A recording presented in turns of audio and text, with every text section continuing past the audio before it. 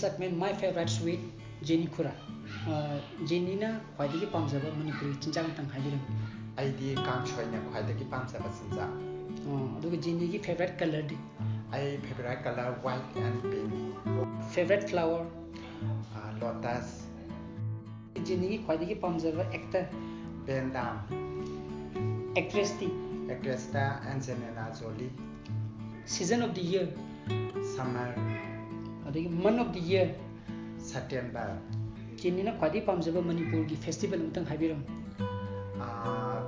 Sakau basina gi khwaidagi pamjaba festival. Aduga Jenny na khwaidagi pamjaba dress di? I khwaidagi pamjaba dress haidi long sota white color sin khwaidagi pamjaba oi. Jenny na khwaidagi pamjaba school subject? Maths na khwaidagi pamjaba. Khwaidagi pamjaba film? Kuzi. Khwaidagi pamjaba animal? Black cat.